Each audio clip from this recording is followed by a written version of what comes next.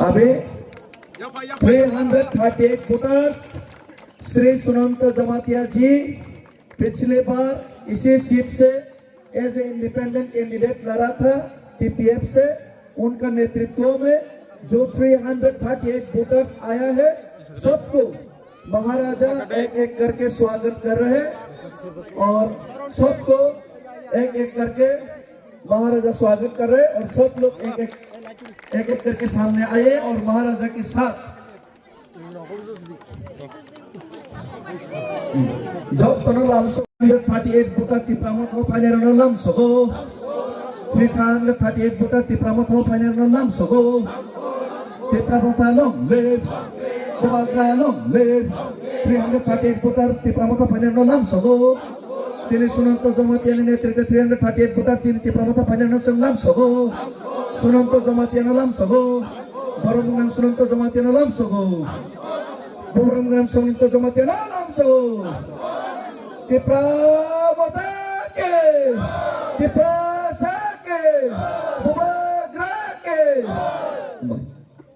हमको तो आशा है कि हम लोग हर सीट में अच्छा से फाइट करेंगे और जीतेंगे। अब बाकी जनता के ऊपर है कि वो किनको चूज करता है, लेकिन मुझे विश्वास है कि हम लोग बहुत अच्छा करेंगे। 2021 में समय भी नहीं मिला था, अभी समय भी मिला है, संगठन भी है और मेरा आशा है कि हम लोग अच्छे करेंगे।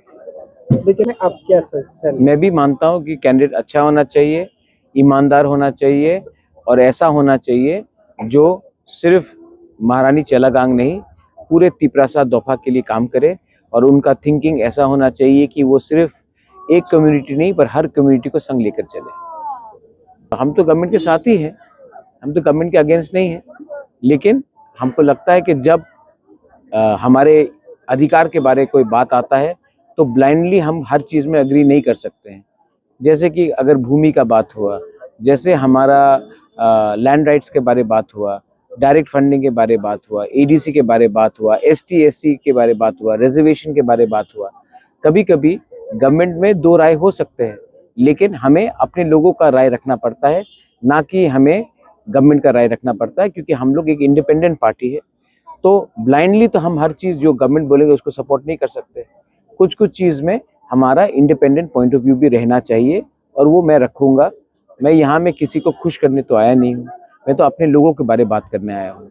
और अगर मुझे लगेगा कि मेरे लोगों के इंटरेस्ट के खिलाफ, अभी जैसे कि आप देखिए विश्रामगंज को नगर पंचायत, तो क्या मैं चुप रहूँ उसमें? क्योंकि गवर्नमेंट को मुझे नाराज़ नहीं करना है, अपना लोगों का बात तो करना पड़ेगा ना। अगर नहीं करूँगा तो लोगों के खिलाफ तो विश्वासघात होगा। तो मैंने सुना नहीं मंत्री ने क्या कहा, लेकिन जहाँ तक मुझे मालूम है मंत्री और दूसरे एमएलए सब हमारे साथी हैं और वो लोग कहीं नहीं जा रहे हैं।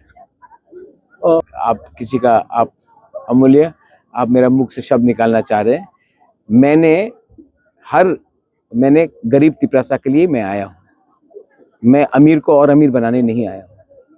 और लीडर मैं भी हूँ, लेकिन अगर लीडर का सबसे पहला दायित्व होता है अपने लोगों का इंटरेस्ट के बारे में बात करना, बच्चे के बारे में बात करना, अधिकार के बारे में बात करना, तो हम उसको कभी भूल नहीं सकते। जब तक त्रिपुरा में लोग गरीब हैं उनका एक्सप्लॉयटेशन होते रहेगा और हमें उनके लिए बात करना है। मैंने कभी नहीं कहा कि हमें लीडर नहीं चाहिए, मैंने कहा अगले 1 महीने तक ना कोई महाराजा है, ना कोई मंत्री है, ना कोई एमडीसी है, ना कोई एमएलए है, हम लोग सब वॉरियर्स हैं। मैंने ये बात कहा।